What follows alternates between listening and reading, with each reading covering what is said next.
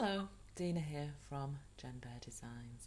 This video is how to cook a fairly simple chicken curry from scratch without any sauces. I do use sauces occasionally when I run out of time, but if you read the ingredients list, there's some things in there you can't pronounce, certainly can't spell, and if you don't know what they are, then you don't know what they're doing to your body, so I prefer to use my own recipe and my own ingredients whenever I can. This recipe is based on tomato sauce. It's fairly low fat. If you want to get it completely low fat, then substitute Fry Light or something similar for the coconut oil. I like the coconut oil, it adds so much flavour, it really makes a difference to the finished dish. Hope you enjoy. If you do, me old thumbs up. And if you want to see more videos like this, subscribe. I am aiming to put quite a few out as fast as I can make them. If you've got any questions about gluten-free cooking, put them in the box below and I'll see what I can do to help you. Thank you very much for watching. Bye now. So here we go. A gluten-free, very low-fat chicken curry. There's my chicken and I'm cooking it in just a little bit of coconut oil. You don't need an awful lot. I don't like handling the raw meat, so I cook it first and then I slice it. If you wanted, and you're a bit more organised than I am, you could always marinate these chicken breasts overnight in the curry sauce. But I'm never that organised. I just cook it from scratch when we start getting hungry, I'm afraid. So while the chicken's browning off, I slice my onion up and chop an onion. Every dish seems to have an onion in it these days. I can't get away from onions. So finely slice it. And then I'm going to cook this in a little bit of the coconut oil as well in a separate frying pan. If you don't want to use coconut oil for whatever reason, or you want to keep the fat down, you can use Fry Light. If you've got a really good pan, you can get away without using any oil at all. Just dry fry them, that'll be fine. I'm covering the chicken over there with a lid, just to keep some of the steam in it. It helps keep the chicken moist. Chicken can be really dry if you're not careful. I just want to make sure that the chicken's almost cooked through, and then I can slice it up and chunk it, ready to go into the curry. Now the onion, it's just beginning to brown. I don't want it to be too brown. It's nice and soft, so it's going to go into the pan ready for the curry. I'm just popping that into the pan ready there.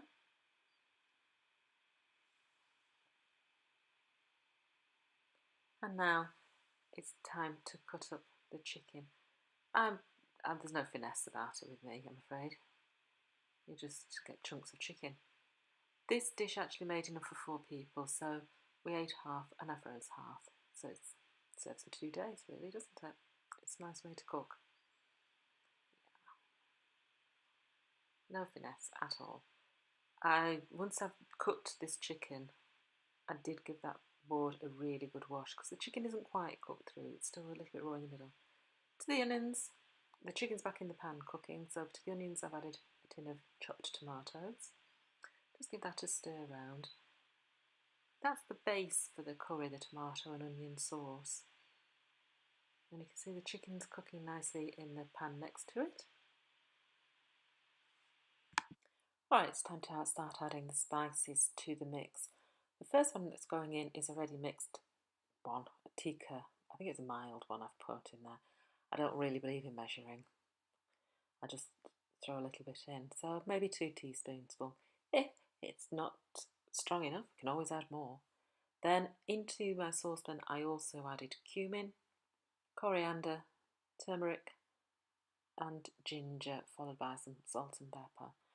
I just put in a couple of teaspoons of each. I don't use garlic in my cooking very often at all because I just don't like it. If my husband cooked this, there'd be a whole load of garlic going in there as well. It's personal choice. Whoever's cooking gets to choose what to put in it. Give it a stir, and now I'm just going to leave that on the hob for a few minutes just to let the flavours develop. Okay, I'm fairly confident the chicken's cooked through now, so I'm going to put it into my tomato mix. I could have put it in a little bit earlier, but because we were going to be eating this straight away, I want to make sure that chicken is well and truly cooked. So I cook it thoroughly in the pan before I put it into the sauce. just stirring it in, and then I'll let it sit again in the pan for a few minutes to let those flavours develop. Now then, I'm just adding some more turmeric to the mix to add them more colour. The flavour wasn't quite right, so I'm adding and adjusting the flavour by adding more spices to it, a bit more ginger to go in there as well. Give it a little stir, and then we'll leave it alone for a little while again. While the chicken's thirtling away, in the pan that had the onions, I'm going to start cooking up some other vegetables. Frozen spinach. Find spinach in an awful lot of Indian cooking, so I'm throwing some of that into the pan to start that off thawing out, and into that I'll add some other vegetables. Okay, I'm going to slice up a green pepper to add into that frying pan. Just taking out the centre core, run around it with a knife, and then throw away the middle. Give it a rinse to get rid of all the seeds, and then you can just slice and dice it into nice small pieces that then will be added into my frying pan.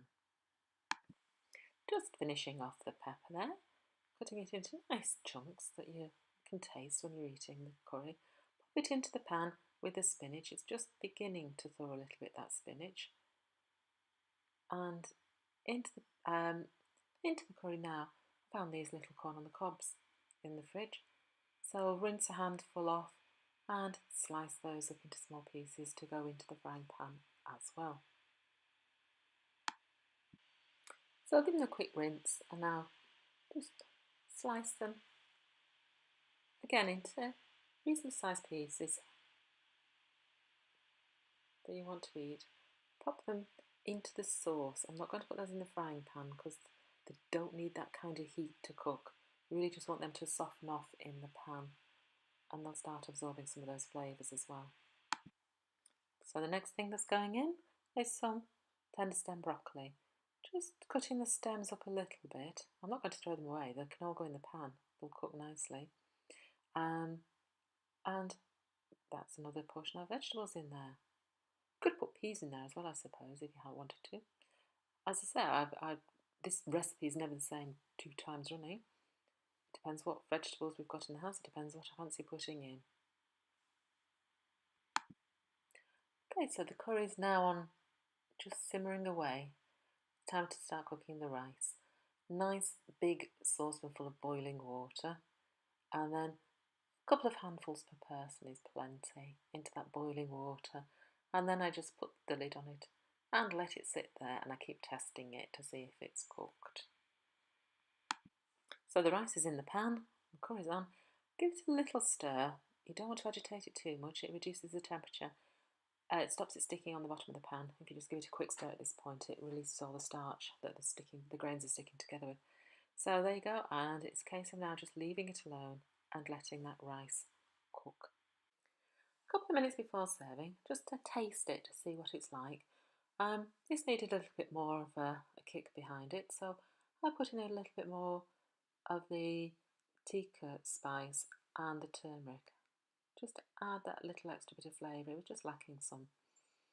And just give it a little stir to let those flavours develop into the sauce. And just keeping an eye on the rice, it's nearly cooked now, so I'll get some on a teaspoon and just taste it, check it to make sure it's cooked. Once the rice is cooked, I drain mine through a sieve. It's the easiest way.